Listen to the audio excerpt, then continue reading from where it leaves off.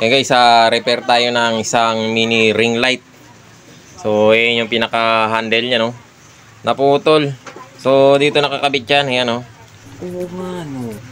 Ngayon, natidiskartehan na lang natin. Pero ang unahin natin i-repair dyan kasi yung dulo niya, natanggal din. Ayan, no?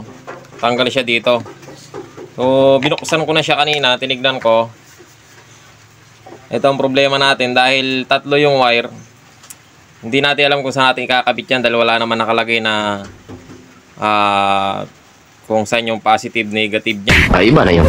So ngayon, hulaan natin. Hindi, wow. Pero subukan natin siyang testerin kung makukuha natin sa tester kung iilaw siya. Okay guys, testerin lang natin siya para makita natin. O yung tester natin, lagay natin siya sa times 1 o x1. So hindi na natin titignan yung testeran, titignan natin tong ilaw para makita natin kung saan dyan ang positive, negative. So, iilaw naman yan. So, ayaw yata. Ayun, umilaw. Galing, ha? So, ayan, umilaw siya. So, ayun.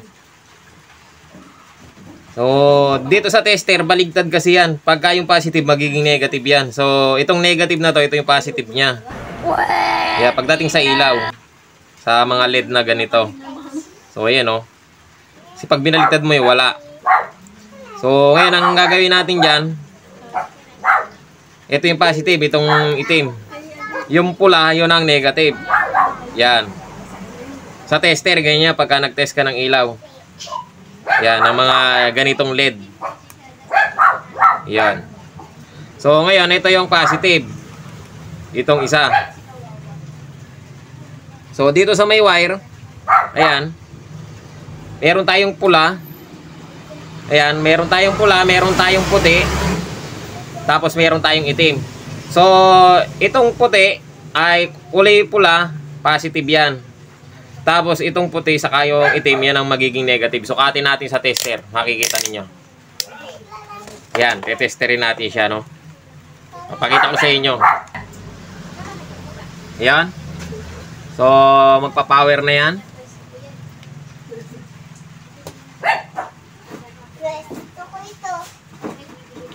So, ayun, naka-power na. Ngayon, titingnan natin sa tester. Ayan, makikita ninyo, tetesterin ko yung pula saka yung itim. So, baligtad din. Makikita yung tester pumalo, baligtad. So, babaligtad natin yung tester. Yung test probe. So, ayan, oh. Ayan yung positive niya sa pula, pumalo. So, pagdating dito sa puti, pumalo din. So, ibig sabihin, ang positive niya iisa lang. Yung negative niya dalawa. Puti saka yung itim. So, ngayon, ihinang na natin.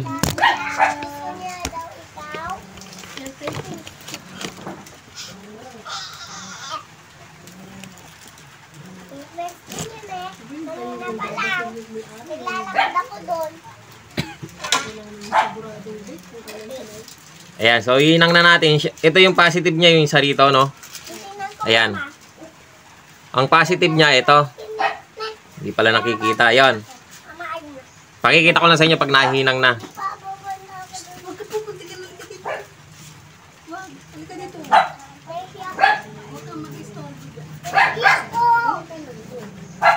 So, yun, umilaw na, oh. Galing, ha? Yun. So, nakasaksak pa pala. Bunutin muna natin. Tanga talaga.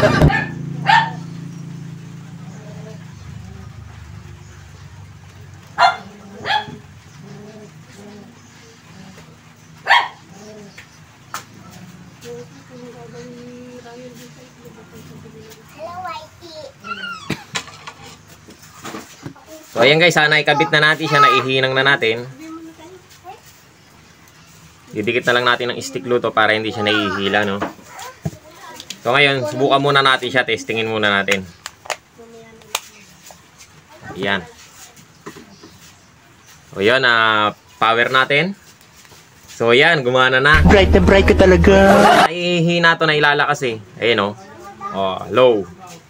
Tapos high. Nice. Tapos, pwede natin siyang baguhin. Ayan, o. Babago. Diba? Galing, ha? So, ayan guys. Okay na. Ngayon, ikakabit na lang natin siya dito sa may pinaka dito sa handle niya. So lalagyan na lang natin ng didiskartehan na lang natin. Yun naman ang sabi ng may-ari, diskartehan na lang daw. So ayan guys, lalagyan ko lang siya ng ikakabit ko lang siya rito. Pakita ko lang sa inyo pagka naayos na. So ito nga pala yung sa may wire niya, yung pagkakahinang. Ayan. Ganyan lang siya, no. Tinester lang natin yung positive kanina, naging negative. Yung negative nung sa test probe yun na naging positive. So iaayos ko lang, tapos pakita ko lang sa inyo mamaya pag nangyari na. So yun guys, ang ginawa ko ganyan. Binutasan ko lang alambre. Ilagay ko dyan, tapos yung magkabilang dulo, binaluktot ko doon. Tapos yung dito sa gitna niya, sa kabilang dulo, tinali ko lang ng cable, tapos ako binalot ng electrical tape. So ayan, matibay na siya. Boy! Na lang natin yung takip. Ayan. Kabit muna natin at nahihirapan tayo, no. So yun guys, naikabit na natin yung takip. Subukan natin testingin. Saksak. Tapos power. Ang switch nga pala niya na ito. So ayun, umilaw na. At nagpa-function naman lahat. Galingan tsamba mo, malakas eh. At nagbabago din, ayan. So ayan guys, sana nakatulong sa inyo ang video na to, at maraming salamat sa panonood.